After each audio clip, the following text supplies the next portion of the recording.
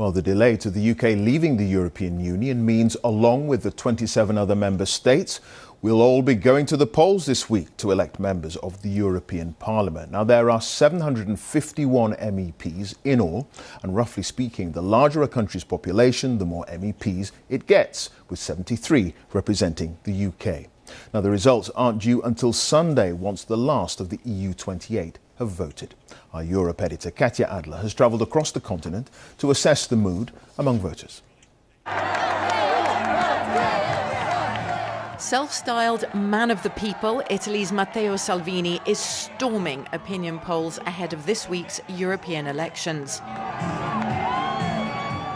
While we focus on Brexit, the rest of Europe is obsessed, delighted or scared by populist nationalists like him.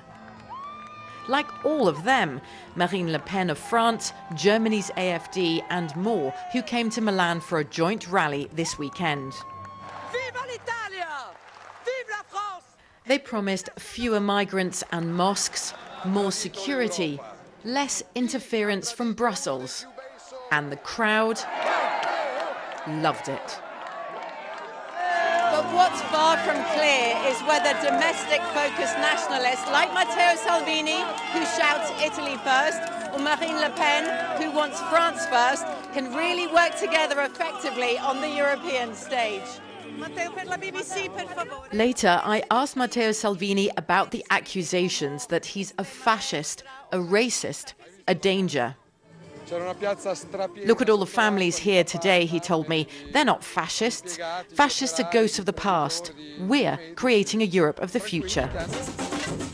But Salvini and friends may well fail to get the numbers to transform the EU as they wish. Europe's voters want change, but not all look to the populist right.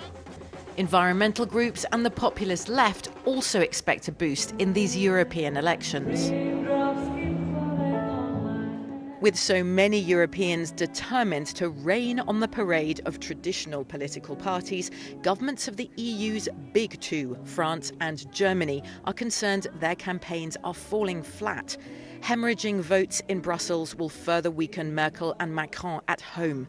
We caught up with Annegret Kramp-Karrenbauer, widely viewed as Angela Merkel's successor.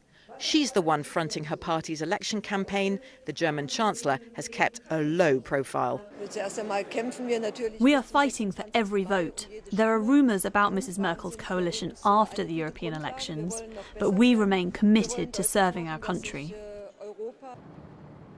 As for what the EU makes of us taking part in new European elections, it's seen as a farce, even perverse, that almost 3 years after the UK voted to leave the EU, it's preparing to send brand new MEPs here to Brussels.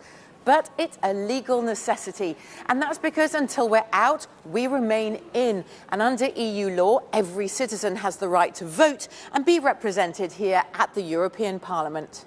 But Brussels isn't exactly overjoyed by the prospect of welcoming back Eurosceptic UK MEPs. I don't like them. It's not my cup of tea, but they represent a part of the people.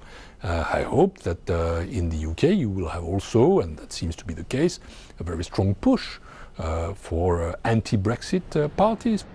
With or without the UK, pro-EU factions will likely dominate the next European Parliament. But with seats splintered between so many groups, lawmaking and changing will be tough, just as calls for EU reform are at their loudest. Katya Adler, BBC News, Brussels.